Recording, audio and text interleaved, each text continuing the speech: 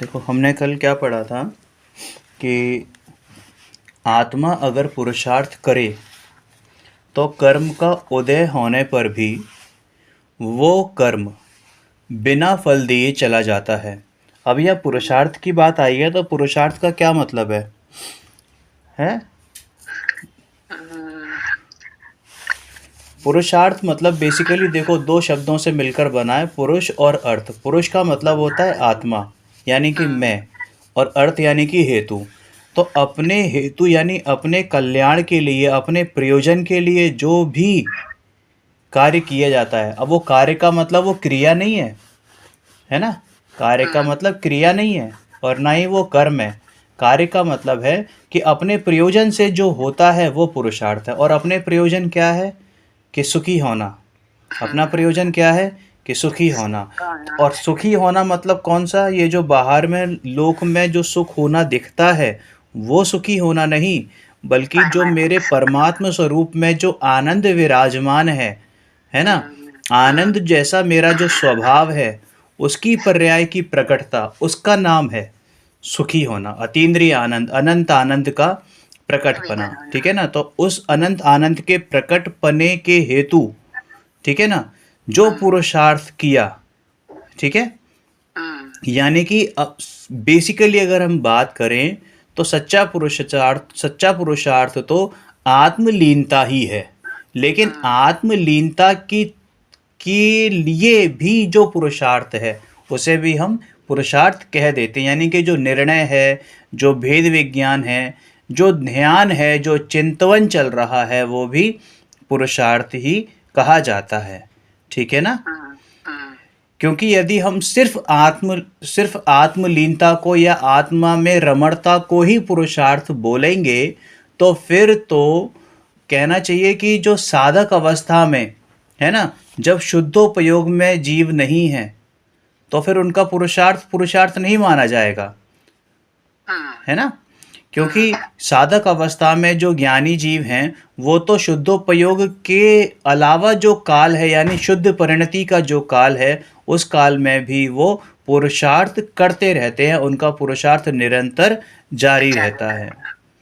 समझ में आ गई ना बात? तो ऐसा जो पुरुषार्थ है वो क्या होता है कि आपके भले ही कर्म का उदय आए, लेकिन फिर भी वो कर्म आपको फलित नहीं करेगा। आपको उसका अनुभाग का बहुत कम रस मिलेगा या फिर बिल्कुल नहीं मिलेगा, है ना? तो उसको हम क्या कहते हैं? अविपाक निर्जरा, जैसे हमने कल समझा था। तो उसे सकल, सकल मतलब समस्त, समस्त, सकल मतलब क्या? समस्त शुभाशुभ कर्म रूप ईंधन को जलाने में समर्थ होने से, है ना, सारे ही शुभाशुभ कर्म को जलाने में वो ध्यान की परिणति यानी कि पर्याय समर्थ होती है। समझ में आया ना? यानी कि जो इन्होंने क्या बोला कि साफ साफ लिखा है कि जो कर्म रूपी कौन ईंधन है ना, उसको नष्ट करने में, उसको जलाने में कौन समर्थ है? कि वो ध्यान की पर्याय। अब वो ध्यान की पर्याय मतलब क्या? कि वो ध्यान अभी निर्विकल्प अवस्था तक पहुंचा नहीं है, लेकिन निर्विकल्प अवस्था तक जाने का पुरुषार्थ चल रहा है। समझ में आया ना? तभी तो यहाँ बोला है कि परम पुरुषार्थ सिद्धि के उपाय भूत ध्यान प्रकट होता है। देखो, एक है पुरुषार्थ सिद्धि उपाय और एक है परम पुरुषार्थ सिद्धि उपाय। तो परम पुरुषार्थ सिद्धि उपाय क्या है? कि वो निर्विकल्प दशा। और कैसी निर्विकल्प दशा? कि वो निर्विकल्प दशा जब प्रकट हो तो वापस से सविकल्प दशा नहीं हो। हाँ, है ना? आए नहीं, इसलिए उसको परम पुरुषार्थ सिद्धि के उपाय भूत बोला है। समझ में आ गई बात? तो परम पुरुषार्थ सिद्धि के उपाय भूत ध्यान प्रकट होता है। परम पुरुषार्थ सिद्धि के उपाय भूत माने परम सिद्धि का जो उपाय है। अब सिद्धि का उपाय मतलब सिद्धि क्या होती है? सिद्धि यानी कि परम आनंद है। क्या? आनंद का उपाय है। हाँ, परम आनंद का जो उपाय है, यानी मुक्ति का जो उपाय है, ऐसा ध्यान प्रकट होता है। तो वो ध्यान क्रमशः क्या होता है? क्रमशः धर्म ध्यान और शुक्ल ध्यान है। क्रमशः यहाँ पर लिखा नहीं है, लेकिन अपने आप लगा लें। समझ में आ गई ना। अब ये जो धर्म ध्यान है ये 7वें गुण स्थान तक कब से, कि चौथे से, है ना, चौथे से 7वें गुण स्थान तक धर्म ध्यान होता है, और उससे आगे 8वें गुण स्थान से यानी श्रेणी मांडते हुए मुनिराज को शुक्ल ध्यान का प्रारंभ होता है। वो श्रेणी चाहे वो माने, वो वाली कौन सी होती है आपकी, उपशम श्रेणी माने या चायक श्रेणी, चपक श्रेणी, ठीक है ना, समझ में आ गई ना बात। अब देखो यहाँ पर है ना, ये समय सार जी की 285 नंबर की गाथा का रेफरेंस दिया हुआ है, ठीक है ना, कि बंध के विनाश के लिए विशेष भावना कहते हैं। क्या कहते हैं? बंध के विनाश के लिए विशेष भावना कहते हैं।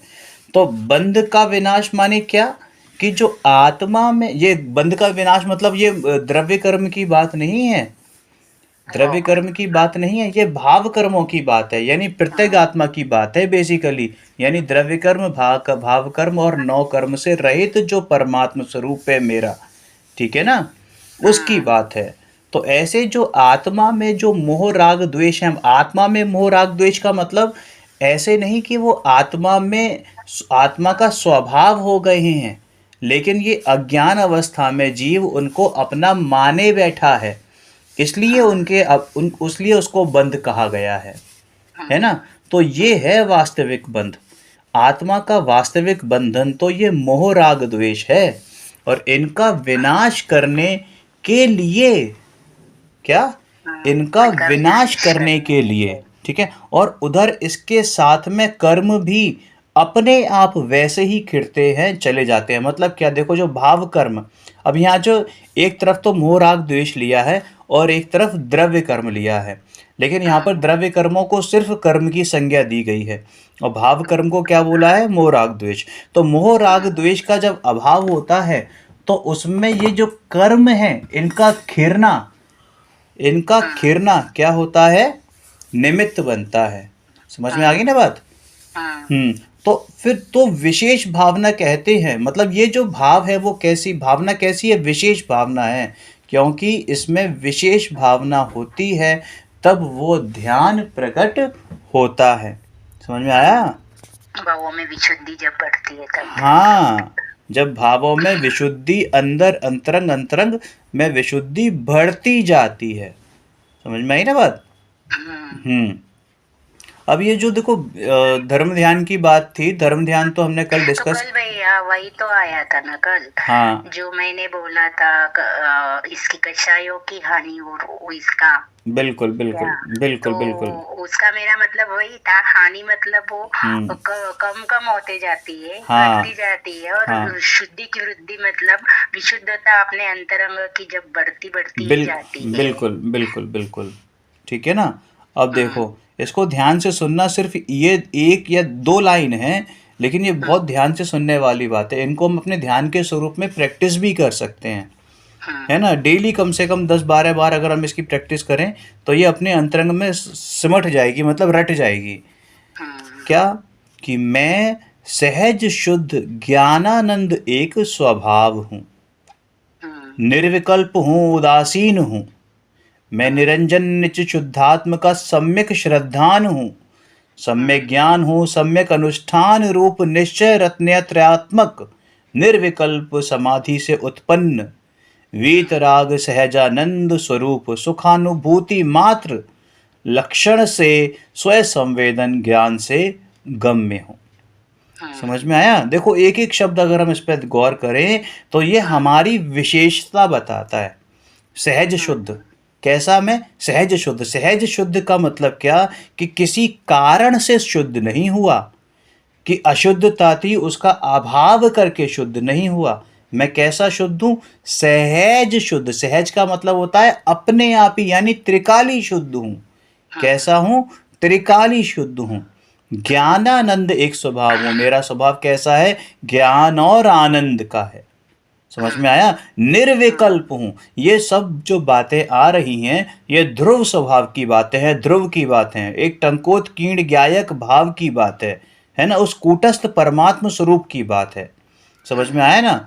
उदासीन हूँ, उदासीन का मतलब ये नहीं कि सैड, उदासीन का मतलब कि अच्छा होता है तब भी कोई फर्क नहीं है, बुरा होता है तो भी कोई फर्क नहीं, यानी जग समता से भाव मैं रखना, उदास हूँ। पर्याय समता भाव, हाँ, दोनों में समता समता भाव, भाव रख। पर्याय से भी उदास हूँ।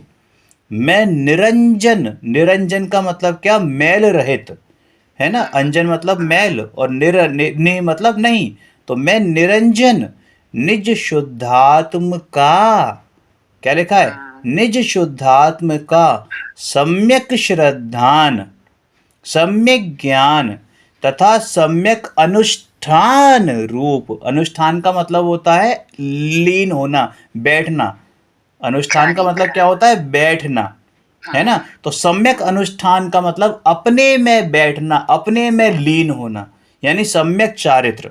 सम्यक चारित्र का दूसरा शब्द क्या है, दूसरा अर्थ सम्यक अनुष्ठान, है ना। तो सम्यक श्रद्धान, सम्यक ज्ञान तथा सम्यक अनुष्ठान रूप निश्चय रत्नात्रयात्मक निर्विकल्प समाधि से उत्पन्न वीतराग सहजानंद रूप सुखानुभूति मात्र, सुख की अनुभूति मात्र लक्षण से स्वसंवेदन ज्ञान से गम्य हूं। यानी कि बहुत स्पष्ट भाषा में बात करें तो मैं मात्र स्वसंवेदन ज्ञान से ही जानने में आता हूँ, प्रत्यक्ष जानने में आता हूँ। किसी पर वस्तु, पर द्रव्य, पर भाव के चिन्ह से मैं पहचाना नहीं जाता। जाता। सरल समय सारजी में एक अभी आया है 49 नंबर की गाथा में, साफ साफ अलिंग ग्रहण, क्या बताया, अलिंग ग्रहण। अलिंग ग्रहण का मतलब क्या होता है, किसी बाहरी चिन्ह से पहचाना जाऊं ऐसा मेरा स्वभाव नहीं है। बाहरी चिन्ह का मतलब ये नहीं कि पर द्रव्य की बात है, अरे पर द्रव्य की बात तो है ही, लेकिन इसके अलावा जो जो जीव के क्या विकारी भाव हैं, है ना, विभाव भाव है, उनकी भी बात है, यानी मोह राग द्वेष के चिन्ह से भी नहीं पहचाना जा सकता। मैं तो सिर्फ एक निज अनुभूति से ही जाना जा सकता हूँ। समझ नहीं, वो तो फिर हो है क्या चीज, भाव, विभव भाव विभाव भाव तो हाँ सही बात है, हाँ अगर से अगर पहचान। यथार्थ स्वरूप में देखें तो विभाव भाव मेरे है ही नहीं। समझ में आ गई बात। अब देखो यहाँ पर आत्मा की अनुभूति के विशेषण देखे, आत्मा की अनुभूति के विशेषण है क्या, कि सहज शुद्ध, ज्ञानानंद स्वभाव, निर्विकल्प, उदासीन, निरंजन, निज शुद्धात्म, बाकी सम्यक श्रद्धान, सम्यक ज्ञान और सम्यक चारित्र या सम्यक अनुष्ठान। समझ में आ गई। निर्विकल्प समाधि, ये सारे के सारे क्या हैं, कि आत्मा की अनुभूति के विशेषण हैं। समझ में आ गई ना। यानी जब आत्मा की अनुभूति होती है तो ये होते ही होते हैं, है ना। अब देखो दोबारा देखिए, दोबारा करवा रहे हैं कि निरंजन निज शुद्धात्म का सम्यक श्रद्धान, सम्यक ज्ञान तथा सम्यक अनुष्ठान रूप निश्चय रत्न त्रयात्मक अनुभूति जो है वो है तो क्या, कि ज्ञान की पर्याय, क्या है, कि ज्ञान की पर्याय। क्यों, क्योंकि ज्ञान की पर्याय, जो ज्ञान की वो पर्याय जो मेरी तरफ झुकी हुई है, किसकी तरफ झुकी हुई है, मेरी तरफ झुकी हुई है। और जब वो ज्ञान की तरफ, मेरी तरफ झुकी होती है और उसी समय दृष्टि सम्यक होती है, यानी दृष्टि भी मेरी तरफ होती है ना। जब दोनों पैरेलल कार्य करते हैं, दृष्टि और ज्ञान, समझ में आ गई ना, श्रद्धा और ज्ञान जब दोनों पैरेलल कार्य करते हैं, एक ही साथ कार्य करते हैं और दोनों का ध्येय एक ही होता है, तो उसी समय क्या होता है कि ये सारे विशेषण अपने आप से प्रकट होते हैं। यानी कि निश्चय रत्नात्रय क्या होता है, नियम से प्रकट होता है, यानी सम्यक दर्शन, सम्यक ज्ञान, सम्यक चारित्र प्रकट होता है। समझ में आ गई ना बात। अब देखो जैसे कहते हैं कि चारित्र नहीं होता, ये एक्चुअल में क्या है कि बिल्कुल इनिशियल लेवल के साधक की बात है, यानी चौथे गुण स्थान में बस आया ही आया है ना। समझ में आ गई ना बात। तो भैया चारित्र, आंशिक चारित्र तो होता ही है ना। हाँ तो होता है, देखिए ऐसा होता है, वैसे तो उसको ग्रंथों में अचारित्र कहा है, ठीक है ना। लेकिन उसका बीज तो पड़ ही गया ना, ठीक है, अंकुर नहीं फूटा लेकिन बीज तो पड़ ही गया। अब फूटेगा जब फूटेगा। समझ में आ गई ना बात। हाँ, तो वो एक्चुअल में जो बात है उसको अब करणन योग की अगर दृष्टि से देखोगे तो वहां पर वो कथन आएगा कि चारित्र नहीं होता। लेकिन द्रव्यान योग या अध्यात्म की दृष्टि से देखोगे तो भैया सच्चा चारित्र तो वही है। क्योंकि अध्यात्म का कथन है कि वो स्व संवेदन ज्ञान निश्चय रत्न त्रयात्मक होता है। समझ में आ गई बात। इसका थोड़ा सा क्लियरेशन करो। क्लैरिफिकेशन ये है कि अध्यात्म का मतलब क्या, कि जिसमें आत्मा की अधिकता हो और ऐसा ऐसा अध्ययन, किसका, कि ऐसा अध्ययन जिसमें आत्मा की अधिकता हो, राइट। तो उस आत्मा की अधिकता की बात अगर आती है तो आत्मानुभूति के बिना वो पूरी नहीं हो सकती। और आत्मा की आत्मानुभूति भी, आत्मानुभूति कह लो, सम्यक दर्शन कह लो, ठीक है ना, सम्यक ज्ञान कह लो, ये तीनों एक ही समय में होते हैं। क्या होते हैं, एक ही समय में उत्पन्न होते हैं, इनमें समय भेद नहीं होता है। समझ में आ गई ना बात। तो और लिखा है ना साफ साफ कि स्व संवेदन ज्ञान, यानी जो ज्ञान की वो पर्याय जो मात्र मात्र मात्र अपने को ही जान रही है और मान भी रही है कि ये ही तो मैं हूं।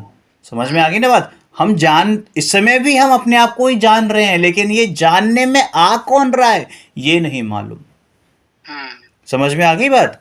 हम जान रहे हैं अपने को, लेकिन ऐसा होता है ना कई बार कि हम जानते तो बहुत कुछ है लेकिन हमें पता ही नहीं होता कि हम वास्तव में किसको जान रहे हैं, सही जान रहे हैं या गलत जान रहे हैं। समझ में आ गई बात। तो ये चीज है। अब जैसे एक उदाहरण मैंने पहले दिया था कि दो बच्चे हैं, दोनों को सितार सीखना है। एक ने सितार पहले कहीं सीखा हुआ है और एक बिल्कुल कोरा है, ठीक है। वो दोनों क्या है कि टीचर के पास गए। तो अब वो टीचर ने दोनों का टेस्ट लिया तो उसने देखा, तो फिर उनके पेरेंट्स ने फीस पूछी। तो जिसने सितार सीखा नहीं था, जिसने सितार सीखा नहीं था उसकी फीस बताई सब 5,000 रुपये, ठीक है। और जिसने सितार सीखा हुआ था उसकी फीस बताई 10,000 रुपये। अब क्यों बताई, कि भैया जो उसने सीखा था वो गलत सीखा था, तो पहले तो वो जो सीखा था वो अनसीखा करना पड़ेगा, यानी कि अनलर्न करना पड़ेगा, उसमें मेहनत ज़्यादा लगेगी। समझ में आ गई बात। यानी कि वैसे ही मैं जान क्या रहा हूं ये मुझे मालूम ही नहीं है। जान तो मैं अपने को ही रहा हूं, लेकिन गलत जान रहा हूं कि सही जान रहा हूं इसका भान नहीं है। लेकिन जैसे ही वो ज्ञान सम्यक ज्ञान होता है, यानी कि अपने आप को जानता है, श्रद्धा और ज्ञान दोनों एक साथ, श्रद्धा एक्चुअल में क्या है, ज्ञान की अनुसारिणी होती है। जिस समय ज्ञान अपने को जानता है और उसे मालूम पड़ता है कि हाँ ये मैं हूं, सो एक श्रद्धा क्या होती है, सम्यक हो जाती है और उसी समय वही ज्ञान सम्यक रूप प्रकट हो जाता है, या कहा जाता है। ज्ञान तो ज्ञान ही है, एक समय पहले भी वही ज्ञान था। ज्ञान में कोई परिवर्तन नहीं है, सिर्फ नाम का परिवर्तन हुआ है सिर्फ, ठीक है ना। ज्ञान तो वही है। इसलिए कहते हैं कि पहले ज्ञान सम्यक होता है, उसके बाद श्रद्धा सम्यक होती है ना। लेकिन कहने में क्या आता है कि पहले श्रद्धा सम्यक हुई, उसके बाद उसी ज्ञान ने सम्यक नाम पाया। समझ में आ गई बात। कुछ और करें क्लैरिफिकेशन। निर्विकल्प समाधि से, अब देखो यहाँ पे ऊपर समाधि की बात आई ना, समाधि की बात आई, यानी कि निर्विकल्प समाधि से, अर्थात जिसमें विकल्प नहीं है। देखो समाधि का मतलब क्या होता है मालूम है, समाधि का मतलब होता है आत्मा। क्या होता है, आत्मा। और आत्मा कौन सा, कि शुद्ध आत्मा। वो कहते हैं ना समाधि मरण, समाधि मरण। एक्चुअल में समाधि मरण नहीं होता। मरण तो वो है कि आपको लगे कि भाई हाँ एक भव से दूसरे भव में, लोगों के लिए, लेकिन एक्चुअल में समाधि तो जीवन है। क्योंकि जीवन यानी कि शुद्ध आत्मा है। क्या है, शुद्ध आत्मा है। समाधि का अर्थ है शुद्ध आत्मा, ठीक है ना।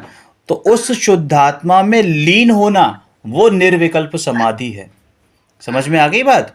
उस शुद्ध आत्मा में लीन होना उसका नाम निर्विकल्प समाधि है। और उसमें लीन होकर उसी में निर्विकल्प समाधि से उत्पन्न वीत राग सहजानंद रूप, वीत राग सहजानंद रूप। क्या समझ में आई बात? कि वीत राग सहजानंद रूप यानी कि मोह राग द्वेष तीनों क्या हो गए? बीत गए, है ना। और सहजानंद, जैसा मेरा स्वभाव था वैसा ही स्वभाव प्रकट हुआ, है ना। बच्चे होते हैं, छोटे बच्चे, छोटे बच्चे मतलब जो बिल्कुल हल्के से होते हैं, 1 डेढ़ 2 साल के होते हैं, उनको अन्यमति में क्या बोलते हैं मालूम है? भगवान का रूप। क्यों बोलते हैं? बच्चों को भगवान भगवान का का रूप बोला जाता है। वो बड़े वो कैसे होते हैं? निश्चल स्वभाव वाले होते हैं, मतलब उनके मन में कोई खोटी नहीं होता, निष्पाप बालक होते हैं। निष्पाप वाले होते हैं ना। अगर वो गंदी चीज देखेंगे तो गंदा बताएंगे, अच्छी देखेंगे तो अच्छा बताएंगे, है ना। उन्होंने देखा कि पापा ने कुछ गलत हरकत करी तो वो बताएंगे कि हाँ मेरे पापा ऐसा करते हैं। उनके मन में ये पाप नहीं होता कि मतलब दुनिया वाले क्या सोचेंगे, लोग क्या कहेंगे। समझ में आ गई ना बात? तो बस ऐसा जो स्वभाव है ना, स्वभाव, ये मेरा निष्पाप वाला स्वभाव है। ये तो मेरी प्रवृत्ति ऐसी हो गई है, मेरी कमजोरी कह लो या मेरी बेवकूफ़ी कह लो या बुद्धिहीनपना कह लो, कि मैं इन पर प्रपंचों में लगा पड़ा हूँ, है ना। इन पर प्रपंचों में लगा पड़ा हूँ। समझ में आ गई ना बात? और इन पर प्रपंचों में लगा पड़ने के कारण अपने आप को क्या समझ बैठा हूँ? कि इन पर प्रपंचों का सरपंच समझ बैठा हूँ, जबकि ये हैं क्या? सब परपंच हैं। क्या है? परपंच। और इनको सर माथे बिठा के इनको सरपंच बना रखा है, ठीक है ना। निर्विकल्प समाधि से, अर्थात जिसमें विकल्प नहीं है, ऐसा समवस्थित जो शुद्धात्मा है उसमें लीन होकर, उसमें निर्विकल्प समाधि से उत्पन्न वीतराग सहजानंद रूप सुखानुभूति लक्षण, जिसका क्या लक्षण है? कि उस ध्यान का, कि वीतराग सहजानंद स्वरूप, सहज आनंद की जो प्रकटता है और सुख का जो अनुभव है। देखो, सहज आनंद की प्रकटता यानी कि आनंद कैसा? कि जो सहज रूप से है, सहज रूप से यानी जो मेरा स्वभाव है ऐसा आनंद, अतीन्द्रिय आनंद। समझ में आ गई बात? आपके में कौन सा आनंद बरत रहा है? स्वसंवेदन रूप स्वयं संवेदन रूप आनंद तो है, पर आनंद कौन सा है? अतीन्द्रिय आनंद है। हाँ, और पता है, ये जो अनंत चतुष्टय होते हैं जिन्हें कहा जाता है, तो अनंत चतुष्टय उत्पन्न होते हैं नहीं, या प्रकट होते हैं? प्रकट होते हैं। प्रकट कैसे होते हैं? थे तभी प्रकट हुए ना, थे तभी प्रकट हुए, उत्पन्न नहीं होते, क्योंकि वो तो ऑलरेडी हैं। अरे अभी भी मेरे में अनंत आनंद है, अनंत ज्ञान, अनंत दर्शन, अनंत सुख, अनंत वीर्य, सब अभी के अभी उपस्थित है मेरे स्वभाव विद्यमान है में। पहले से ही। हाँ, पहले से ही है। सर्वज्ञत्व शक्ति है ना, सर्वदर्शित्व शक्ति है ना, है ना, सुख शक्ति है ना, वीर शक्ति है। तो फिर ये कहाँ से है? कि भैया ये सब मेरे में ऑलरेडी प्रेजेंट है, मात्र प्रकट हुआ है, ठीक है ना। और वो प्रकट तभी हुआ जब मुझे उन चारों चतुष्टय जिसमें हैं, उस चतुष्टय धारी का ज्ञान हुआ, उस चतुष्टय धारी का अनुभव हुआ, तभी तो प्रकट हुए। तो क्या बताया? कि देखो, कि जो शुद्धात्मा है उसमें लीन होकर, उसमें निर्विकल्प समाधि से उत्पन्न वीतराग सहजानंद रूप सुखानुभूति मात्र लक्षण। मेरा लक्षण क्या है? कि सुख अनुभूति। क्या लक्षण है? सुख अनुभूति। जो आह्लाद, जो सुख, जो आनंद का अनुभव अंदर हो रहा है, वो भी निर्विकल्प आनंद का। निर्विकल्प में क्या होता है? कि निराकुलता होती है। आकुलता का अभाव निराकुलता, और निराकुलता कहो या आनंद कहो, एक ही बात है ना। तो ऐसा जो सुख का अनुभव है वही है जिसका लक्षण वो ध्यान में ही होता है। यानी ध्यान में कोई कष्ट नहीं पाता, कोई आकुलता नहीं होती। अरे ध्यान को कष्ट कहते हैं ना अपन, जैसे कई बार रहते हैं ना कि तप तप में ये कष्ट होता है ना, बहुत कष्ट सहन करना पड़ता है। कई लोग कहते हुए मिल जाएंगे, कई लोग कहते हुए मिल जाएंगे, लेकिन एक्चुअल में तो कष्ट तो बाहरी पर द्रव्यों में है। अरे अपने में तो कष्ट होने का सवाल ही पैदा नहीं होता। ये जो कष्ट वष्ट वाली बात है वो अपनी बात तो है ही नहीं, है ना। हमारे यहाँ तो तप को भी क्या बोला गया है कि आनंद, क्या बोला है कि आनंद। आनंद, क्योंकि इधर तो आत्मा के जो भाव कर्म हैं, भाव कर्म कौन से बोले थे पीछे कि मोह राग द्वेष आदि विकारी भाव, जो भाव कर्म है उनका क्या होता है, क्षय होता है। तो उधर साथ ही साथ में, बिल्कुल साथ ही साथ में साइमल्टेनियसली द्रव्य कर्म भी गिरने लगते हैं, यानी लगते हैं, उनका भी क्षय होता होने जाता लगते है। हैं। समझ में आया। हम्म, तो जब ये दोनों ही प्रकार के जो कर्म, जो दुखदायक कर्म हैं, दुखदायक एक्चुअल में है नहीं, हमने मान रखा है क्योंकि हमारी दृष्टि उस तरफ है, ठीक है ना, इसलिए हमें दुखदायक लगते हैं, ठीक है ना। इसलिए वीतराग सहजानंद रूप सुखानुभूति मात्र लक्षण, जिसका ये लक्षण हुआ, अगर ये ना हो तो समझना चाहिए कि अनुभूति नहीं हुई है, आत्मानुभूति नहीं हुई है। क्या नहीं हुआ हो कि अगर अंदर से आह्लाद नहीं आया हो, अंदर से वो किक नहीं लगी हो, अंदर से वो ज्ञान, अंदर से जो आनंद की हिल्लोरें नहीं उठी हो, किल्लोलें नहीं उठी हो, तो समझना चाहिए कि आत्मानुभूति नहीं हुई है। समझ में आया। हम्म, अरे सहज सुखानुभूति नहीं हुई माने ऐसा नहीं कि आनंद की ओर उपयोग लगा है और आनंद प्रकट होगा, प्रकट होगा, प्रकट होना चाहिए। अरे भाई, आनंद की ओर दृष्टि जाती है तो उस आनंदमयी से आनंद भी छिन जाता है, वो आनंद भी क्या हो जाता है, काफूर हो जाता है। तो दृष्टि किस पे होनी चाहिए कि उस आनंदमयी पर होनी चाहिए, ना कि उस आनंद रूपी पर्याय पर। समझ में आया। सहज सुखानुभूति नहीं हुई माने ऐसा नहीं कि आनंद की ओर उपयोग लगा है और आनंद प्रकट होगा, प्रकट होगा, अब प्रकट होना चाहिए, इस तरह से उस आग्रह में लगा है, ऐसा नहीं है भाई। समझ में आई ना बात। लेकिन शुद्ध ध्रुव का ध्यान कर रहा है तो इधर सहज ही वो आनंद प्रकट हो रहा है। ज्ञानी करे सहज का धंधा, तो सहज सहज सहज, है ना, जोर जबरदस्ती नहीं है। मतलब यहां पर ये सोचो कि आपको सम्यक दर्शन रूपी पर्याय की ओर भी दृष्टि नहीं करनी है। करनी क्या नहीं है, अगर दृष्टि चली भी गई, उपयोग उस तरफ चला गया तो सम्यक दर्शन भी क्या हो जाएगा, काफूर हो जाएगा। हाँ, समझ में आया। तो फिर आनंद भी चला ही जाएगा, ठीक है ना। देखो, लेकिन एक बात इसमें इंपॉर्टेंट ये है कि जो साधक है, साधक अवस्था में शुद्धोपयोग तो रहता नहीं है हमेशा, है ना, थोड़े बहुत समय के लिए रहता है। अगर मैं मैक्सिमम भी मानूं तो 1 आध 2 सेकंड, 3 सेकंड, 4 सेकंड के लिए, ये भी मैक्सिमम लिमिट है, क्योंकि इससे ऊपर गया तो केवल ज्ञान होने के चांसेस हैं पूरे पूरे, है ना। कहा है ना अंतर मुहूर्त में अगर 2 घड़ी निजनाथ के नजदीक तो आओ, तो इन 2 घड़ी में अगर अपने अंदर चले गए तो क्या हो जाएगा कि केवल ज्ञान प्रकट हो जाएगा, है ना। अब केवल ज्ञान तो प्रकट होना नहीं है अभी, तो क्या होगा कि वो शुद्धोपयोग से बाहर आएगा, लेकिन उसकी परिणति भी शुद्ध ही रहेगी, अशुद्ध नहीं होगी। और उस परिणति, शुद्ध परिणति में उसको जो आनंद मिलेगा वो ठीक वैसा आनंद होगा। मतलब ठीक से, मतलब आप सिर्फ, मैं सिर्फ दृष्टांत दे रहा हूं, आप उसको उदाहरण पे समझना कि किसी के मुंह में रसगुल्ला है और किसी ने उस रसगुल्ले को गटक लिया। आपने, आपके मुंह में रसगुल्ला था, एक आनंद उस समय का प्रत्यक्ष रूप से। अब उस रसगुल्ले को आप गटक गए, मतलब खा लिया, तो अब भी तो आनंद रहेगा।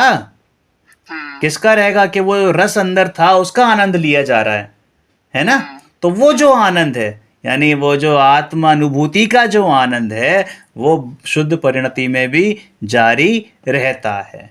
मतलब वेदन चालू है, वेदन चालू है, यानी कि वो जो अनुभव है ना, भले ही शुद्धोपयोग ना हो, लेकिन शुद्ध परिणति में भी आनंद का वेदन चालू है, आनंद के रस का पान चालू ही है। समझ में आया। देखो, एक पढ़ते हैं, लेकिन शुद्ध ध्रुव का ध्यान कर रहा है तो इधर सहज ही वो आनंद प्रकट हो रहा है और इसके अनुभव में भी आ रहा है।